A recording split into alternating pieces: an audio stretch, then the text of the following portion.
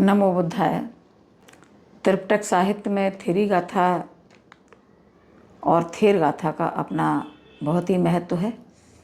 और ये थेरी गाथा में स्थविरी भिक्षुणियों के जीवन का अनुभव, जो भिक्षुणियाँ थीं, स्त्रियाँ, उनके जीवन का अनुभव जो उन्होंने स्वयं अपने बारे में व्यक्त किए हैं।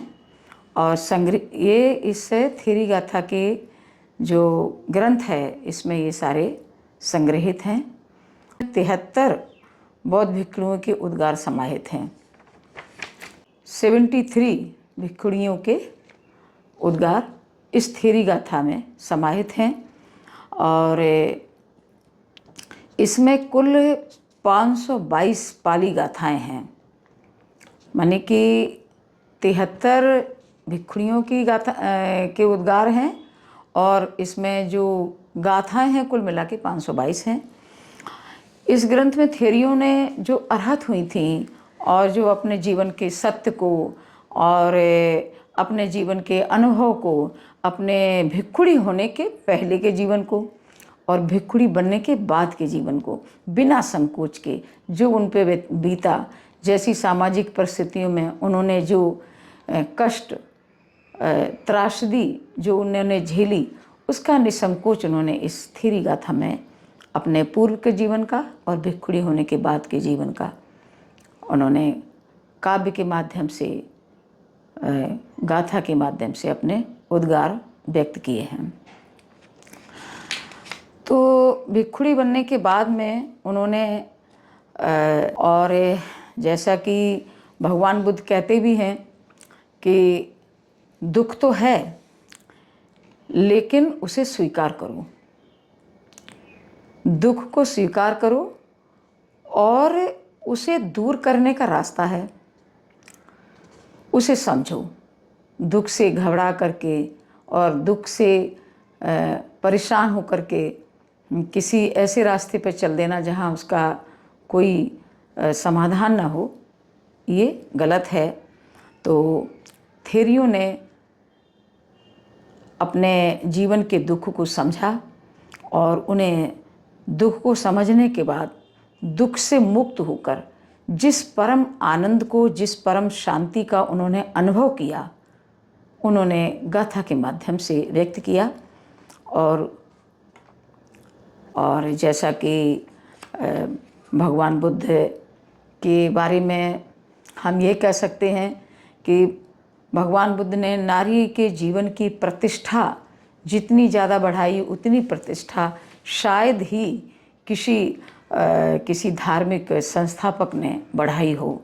ये बड़ी ही नारियों के लिए एक गर्व की बात है। और नारियों की स्वतंत्रता, और जैसा कि उस समय दासी प्रथा भी थी, नारी को कई तरीके से प्रताड़नाएं दी जाती थी, भोग की वस्तु समझी जाती थी, तो वो भगवान बुद्ध ने नारी को पूरी स्वतंत्रता दी, जैसे निर्वाण के पद को पाया, परम शांति का अनुभव किया और उन्होंने स्वतंत्र होकर के अपने जीवन को जीने का जो सुख है उसका जो अनुभव किया।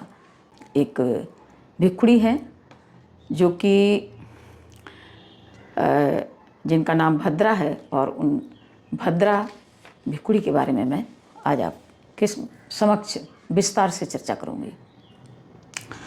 तो भद्रा, जैसा कि आप नाम सुन रहे हैं, भद्रा माने कि खूबसूरत, सुंदर। तो ये राजगिरी में एक सेठ होते हैं और उनकी एक पुत्री होती है, और बचपन में बहुत ही सुंदर थी, और जैसे जैसे बड़ी होती गई, जैसे जैसे जवान हुई, तो उनकी सुंदरता और अधिक बढ़ गई। तो काफ़ी खूबसूरत थी और अकेली ही कन्या थी, श्रेष्ठी की। तो अकेली कन्या होने के कारण परिवार के माता पिता सबकी दुलारी भी थी। और चूँकि धनवान की पुत्री थी, श्रेष्ठी की पुत्री थी, तो किसी भी चीज़ की घर में कमी नहीं थी। बल्कि पिता को ये ज़रूर चिंता होती थी कि इनके लिए मुझे सुंदर वर कहीं से ढूंढना पड़ेगा। और इसी बीच होता ये है कि एक बार भद्रा अपने झरोखे के पास खड़ी थी और नीचे देखती है शोर सुन के वो जब शोर सुन करके देखती है तो क्या देखती है वो कि नगर कोतवाल कई पुलिस वालों के साथ में एक जवान और सुंदर युवक को पकड़ के ले जा रहे हैं। हालांकि वह एक चोर है और चोरी की सज़ा में उसको ले जा रहे थे पकड़ के, और भद्रा खिड़की से अपने झरोखे से देखती है। तो भद्रा जब देखती है तो वो सुंदर भी है और जवान भी है, तो भद्रा का उस पे एक तरह से कहा जाए दिल आ जाता है और वो दया भी आती है। तो दोनों बातें हैं, दया भी है और चूँकि वो चोर है और चोर के साथ में वो शादी करने की इच्छा व्यक्त करती है और सोचती कि मैं इससे शादी कर लूँगी तो इसका जो ये सज़ा है वो भी हट जाएगी और ये एक अच्छा जीवन जी सकेगा, और चूँकि सुंदर है तो मुझे पसंद है और मैं इसी से शादी करूँगी। वो शादी करने के लिए जिद करती है और अपना जाके लेट जाती है और कहती है अन्न जल तभी ग्रहण करूँगी जब मेरी उस चोर से शादी होगी। माता पिता बहुत समझाने का प्रयास करते हैं लेकिन वो कहती है नहीं, मैं अपना प्राण त्याग दूँगी लेकिन शादी उसी से करूँगी। तो पिता क्या करे, पिता जाके उसको 1000 रुपये दे करके और उसे नगर कोतवाल से जो है छुड़ा लाते हैं। 1000 रुपये देते हैं और उसको छुड़ा के घर लाते हैं।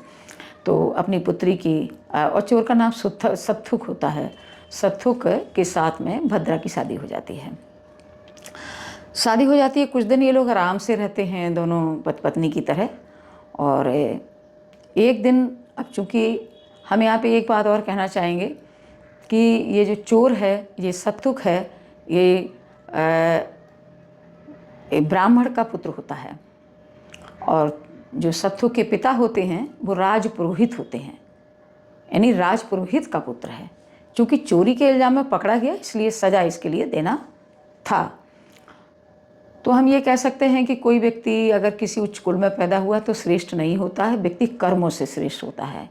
और अगर कोई व्यक्ति किसी ऊंचे परिवार में पैदा हुआ है, यानी कि जैसे राजपुरोहित के यहाँ या राजा के यहाँ, तो ज़रूरी नहीं कि वो श्रेष्ठ हो। तो ब्राह्मण के घर में पैदा हुआ और चूँकि राजपुरोहित के घर में पैदा हुआ, लेकिन उसके आदतें इतनी ख़राब थी कि वो श्रेष्ठ नहीं कहा जा सकता और वो एक चोर ही था। और कुछ दिनों बाद जब वो उस भद्रा के साथ में रहता है तो उसका अंदर का चोर जो है वो जागने लगता है और वो भद्रा से कहता है कि भद्रा, वो ऐसी परिस्थिति का निर्माण करता है कि भद्रा उसकी बात को मान ले। कहता है कि भद्रा, मैं आपको बताना चाहता था कि जब मैं नगर कोतवाल मुझे पकड़ के ले जा रहे थे तो मेरा मैंने ये मन्नत मांगी थी मैंने कि जिस पर्वत पर ये मेरे को मारने के लिए ले जा रहे थे, और अगर मैं छूट जाता हूँ तो मैं वहाँ पर्वत के जो देवता हैं उसकी मैं पूजा करूँगा जाके। तो भद्रा कहती है चलो ठीक है, ठीक है, अच्छा है, और पूजा हम लोग साथ साथ चल के करेंगे। लेकिन भद्रा उसके मन की बात को नहीं समझ पाई और चूँकि पर्वत था, पर्वत पर चढ़ना था तो वहाँ कोई घोड़ा या गाड़ी नहीं जा सकती थी। तो भद्रा तैयार होती है, आभूषण पहनती है, सुंदर वस्त्र पहनती है, शॉल ओढ़ती है और दासियों के साथ चल देती है। तो जब पर्वत पर चढ़ने लगते हैं तो सत्थुक जो है भद्रा से कहता है कि आप अकेले चलिए, हम दोनों ही पूजा करेंगे। तो दासियां वहाँ से पीछे रह जाती हैं और सत्थुक और भद्रा दोनों पर्वत पर चढ़ जाते हैं। और जब ऊपर चढ़ जाते हैं तो सत्थुक कहता है कि भद्रा, अपनी ये ओढ़नी, अपनी शॉल उतारो और इसमें सारे जेवरात बांध दो। आप क्या समझती हो, मैं आपसे प्यार करता हूँ, मैं तो ये जेवर आपके मुझे चाहिए और मैं इसीलिए यहाँ पे आया हूँ। तो भद्रा तो बड़ा परेशान हो जाती है, सोचती है कि अरे ये तो मैंने इस पर कितना विश्वास किया और ये तो बहुत ही धोखेबाज निकला और क्या करूँ, ये तो मुझे मार डालेगा। तुम्हें तो आज मेरे प्राण भी चले जाएंगे और इसके कैसे बचा जाए। तो भद्रा सोचने लगती है।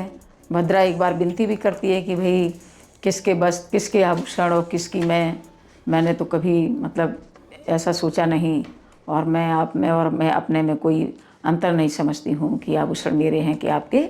इस तरह वो विनती करती है, लेकिन सत्थुक पे कोई इसका असर नहीं पड़ता है। और वो सत्थुक जो है वो कहता है कि जल्दी से बस ये आभूषण एक ओढ़नी में बांध दीजिए। तो भद्रा कहती है ठीक है, अब आपको ठीक है, आपको ये आभूषण लेने हैं, कोई बात नहीं है, मैं अभी उतार के इनको बांध देती हूँ। लेकिन मेरी एक इच्छा ये है कि मैं इन्हीं आभूषणों के साथ पहने हुए मैं आपका आलिंगन करना चाहती हूँ। और वो सोचता है सत्थुक कि चलो इसकी अंतिम इच्छा है, इसने मुझसे शादी भी की है, आलिंगन में क्या दिक्कत है, ठीक है, हाँ बोल देता है। और जैसे ही भद्रा उसका आलिंगन करती है तो वो बहुत तेज़ से सत्थुक को धक्का मार देती है और पर्वत से नीचे गिर जाता है, खंड खंड होकर वह मर जाता है। ये भद्रा ने कर तो दिया, लेकिन अब इसको करने के बाद में उसे बड़ा पछतावा हुआ और वो कहने लगी मैं करूं क्या अब। अगर मैं माता पिता के पास जाऊंगी तो वो हमें कहेंगे कि मैंने तो मना किया था, मेरी बात नहीं मानी और ज़बरदस्ती शादी कर ली, और जिससे मैंने प्यार किया, जिससे शादी की, उसने भी मुझे धोखा दे दिया, अब मैं घर वापस नहीं जाऊंगी। अब वो अपना इधर उधर भटकने लगी, सोचने लगी कि मैं क्या करूं और मैं कहाँ जाऊं। तो उसे लगा कि अब मेरा तो इस दुनिया में कोई नहीं है और मैं घर तो बिल्कुल वापस जाऊंगी नहीं। और जो है उस इधर उधर घूमने लगी। इतने में निर्गंथ, जो जैन मुनि होते हैं, जैनिज्म भी उसी समय था और बुद्धिज्म भी उसी समय था। तो निर्गंथ के जो संगठन थे, आश्रम थे, वहाँ वो चली गई। और वहाँ जाने के बाद में वह सोचने लगी कि मैं अब अपनी शांति के लिए मैं यहाँ रहूँगी और मुझे अब इस सांसारिक जीवन से मुझे मुक्ति चाहिए, मुझे सांसारिक जीवन में नहीं रहना है। और वह जो है जैन का जो आश्रम था और वहाँ रह कर के वह अपना संघ में शामिल हो गई। तो उसके जो है केस थे वो ताड़ की कंघी से वहाँ पे मतलब केस को उतारा गया, सर से बाल उसके ताड़ के कंघी से उतारे गए, तो खींचे गए। जो भी उसके बाद में जो बाल थे वो कुंडल मतलब घुंघराले निकले, तो उसका नाम यहाँ पर पड़ गया कुंडल केसा। कुंडल केसा अब नाम उसका हो गया भद्रा कुंडल केसा। तो निर्गंथ साधुओं के आश्रम में रहते हुए भद्रा ने क्या किया कि पूरे उनके जो सिद्धांत थे और जो तर्कशास्त्र का जो गहन अध्ययन उसने किया, और वह बहुत ही बड़ी भाषण पटु और तर्क कुशल हो गई। तेज बुद्धि की तो बचपन से ही थी। और जैसे ही उसने ये जो है जैन निर्गंथ साधुओं के आश्रम में उसने सिद्धांत और तर्कशास्त्र का जब उसने अध्ययन किया, तो वह जो है उसमें भी बहुत निपुण हो गई और वाद विवाद भी करने लगी। तो उच्चतर ज्ञान की खोज अभी उसे नहीं मिली, ऐसा उसे लगता था। वो सोचती थी कि मैं किसी से वाद विवाद करूं तो मुझे और कुछ ज्ञान मिले, अभी मेरा अंदर से उसे संतुष्टि नहीं हुई अभी भी। तो शास्त्रार्थ करने के लिए वह इधर उधर अपना घूमती थी, कोई मिले तो उससे शास्त्रार्थ करती थी। तो ऐसे ही एक दिन जा रही थी, रास्ते में उसे धम्म सेनापति सारिपुत्र से मुलाकात होती है। तो सारिपुत्र जो है उनको वो कहती है कि मेरे से आप तर्क करिए। तो सारिपुत्र उनसे तर्क करते हैं और सारिपुत्र उनके सभी प्रश्नों का जवाब दे देते हैं। लेकिन जब सारिपुत्र कहते हैं एक वस्तु क्या है, एकं नाम किमं, तो भद्रा उसका कोई उत्तर नहीं दे पाई। जब कोई उत्तर नहीं दे पाई तो उसने सारिपुत्र के सामने अपनी हार मान ली। और उसके बाद में सारिपुत्र ने फिर कहा कि और तर्क करेंगी। तो उसने कहा नहीं मुझे आपकी शरण में आना है। तो सारिपुत्र ने कहा कि मेरी शरण में नहीं, तथागत सम्यक संबुद्ध भगवान बुद्ध हैं, जो पूरे ब्रह्मांड के सभी देवताओं के और मनुष्यों के वह देव हैं, और आप उन्हीं की शरण में जाइए। वो वही सभी से श्रेष्ठ हैं, आपको उनकी शरण में जाना है। तो भगवान उस समय क्या थे कि सावत्थी में विहार कर रहे थे। तो कुंडल केसा जो है सावत्थी में भगवान के सम्मुख जाती हैं और अभिवादन करके नमस्कार करके बैठती हैं और भगवान से याचना करती हैं कि हमें धम्म देशना दें। तो भगवान उनको देशना देते हैं, और जैसे ही भगवान बुद्ध भद्रा को देशना देते हैं, भद्रा तुरंत उसी क्षण अरहंत हो जाती है। बाद में वो भिखुड़ियों के पास जाकर के उसने संग में प्रवज्ञा ग्रहण की। यह भिखुड़ी जो भद्रा थी, यह भगवान की जो भिखुड़ियाँ अन्य भिखुड़ियाँ थीं उनमें सबसे प्रधान भिखुड़ी मानी गई। तो भगवान से जब उपदेश पाकर के जो भिखुड़ियाँ तुरंत अरहंत हो गई थी, उनमें ये सबसे श्रेष्ठ थी, क्योंकि ये उसी क्षण भगवान का उपदेश यानी धम्म देशना सुन करके अरहंत हो गई थी। तो जब वो अरहंत हो गई और निर्माण की परम शांति का साक्षात्कार जब उन्होंने कर लिया, तब वह अपना शांति का जो अनुभव है, जो उसका सुख है, उसमें वो फिर वह कहती हैं कि लूण केसी पंख धरी, एक साटी पुरे चरिंग, अब बज्जे वज्ज मतिनी बज्जे चावज्ज असनी। यानी मैं लुंचित किए गए बालों वाली काम वासना रूपी कीचड़ में सनी हुई, और केवल एक वस्त्र पहने हुए पहले घूमती रहती थी, और आज जो है जो ग्रहण करने योग्य जो कर्म थे, जो तथ्य थे, उन्हें मैं दोषपूर्ण मानती थी, और जो ग्रहण करने योग्य नहीं थे उन्हें मैं निर्दोष मानती थी, और मैं गलत रास्ते पे चल रही थी। फिर वो कहती हैं दिवा विहारा निखम गिंज कूटम भी पब्बते अधस्संग बिरजंग बुद्धं भिक्खु संघ पुरखतंग।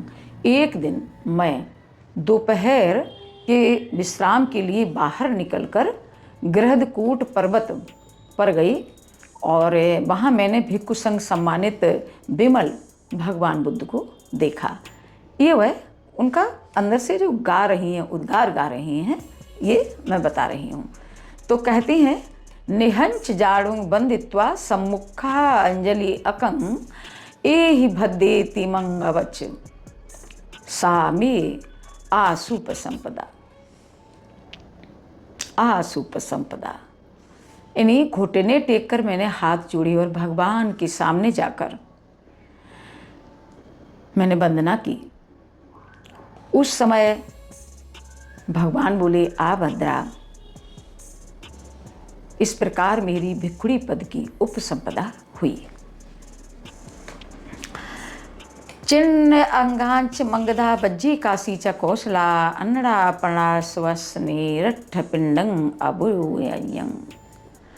तो उस समय तब से लेकर मैं लगातार 50 वर्ष तक अंग, मगध, बज्जी, काशी और कौशल जनपदों में घूमती रही। इस इतने समय तक कर्ज मुक्त होकर ही मैंने राष्ट्र का अन्न खाया है। इस प्रज्ञावान ज्ञानी उपासक ने बड़ा भारी पुण्य कमाया है, जिसने भद्रा के लिए चीवर दान प्रदान किया, और भिखुड़ी भद्रा जो सब मलिन गंधों से मुक्त हो गई है। इस प्रकार से भद्रा ने उद्गार व्यक्त किए। ये भद्रा की अपनी जीवन की गाथा है, और के साथ भद्रा की थिरी गाथा समाप्त हुई। नमो बुद्धाय।